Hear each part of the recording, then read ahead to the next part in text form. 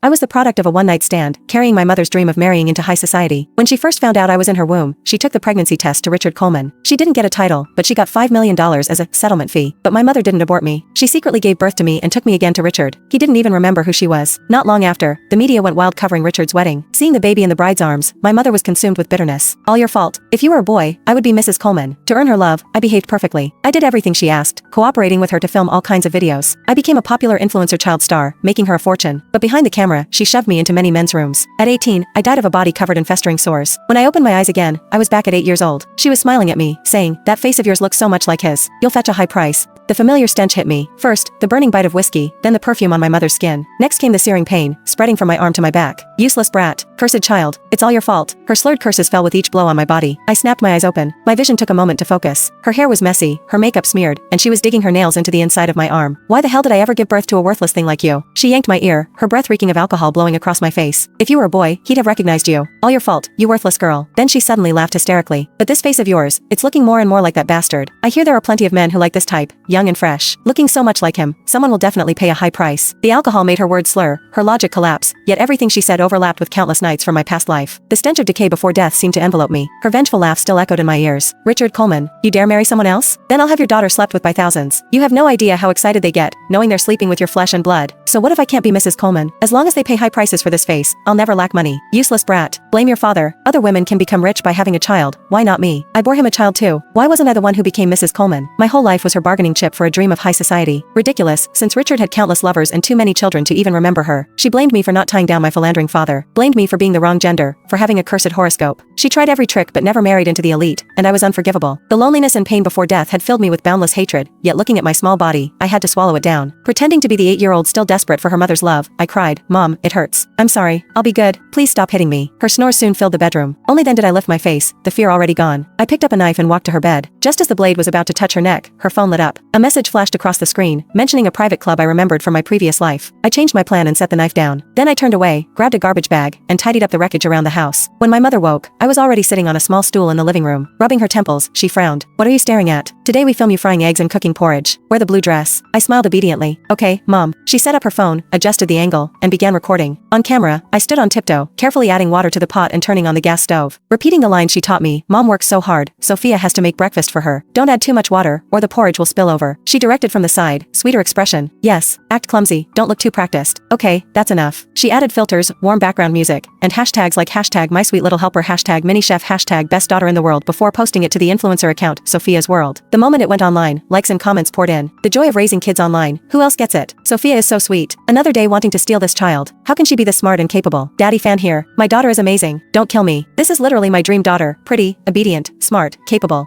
My mother ate the breakfast I'd made while scrolling through the comments, a smile spreading across her face. The account's traffic brought in good money, but that wasn't her only goal. A bunch of broke nobodies. How many will actually pay up? She muttered. Then her eyes grew obsessed again. He'll see this. He has to. He'll see the child I gave him is 1,000 times better than that woman's son. He'll regret it. After breakfast, she gave me a new task. Watch the dance video I gave you. We'll film this afternoon. It has to be even more dazzling than last time. While I studied the video, she stepped aside to make a call. I watched her expression grow more and more excited, and my hatred deepened. She always said that the night she met Richard was romantic, that he was tender, that he promised her forever. But it had been just a common one-night exchange, which she deluded herself into believing was a legendary love story. When she found herself pregnant, she showed Richard the test result. She thought she could leverage it, but Richard brushed her off with $5 million as a settlement. The money was delivered by his assistant, who handled these things routinely. Richard never even showed his face. Still, she believed she was different from other women. She said she wouldn't bother him again, but she secretly gave birth to me. When I was 2, she dressed us both up, thinking she held a trump card, and went excitedly to see Richard. She didn't even get through the front gate. I saw clearly, Richard just said one sentence. "Who's this crazy woman? Get rid of her." He had long forgotten her. Soon after, Richard married Grace Coleman, an heiress from a wealthy family. At the wedding, Grace held a baby boy in her arms. The media plastered photos of the happy high society family across every news outlet. When my mother saw it, she lost her mind. She smashed everything she could, screaming over and over, "I bore his child. Why did he marry her? Why her?" She forgot. She was just a car model, while Grace was born an heiress. Not the same. Unwilling to accept it, she started fabricating stories online. She painted herself as a single mother abandoned by the elite, fishing for sympathy, hoping to use public opinion to force Richard. But netizens were used to digging up Richard's endless scandals. They were immune. Here we go again, another secret child of Richard Coleman. How many this year already? Money hungry much? Where's the proof? Disperse, disperse. Just another get-rich-quick scam.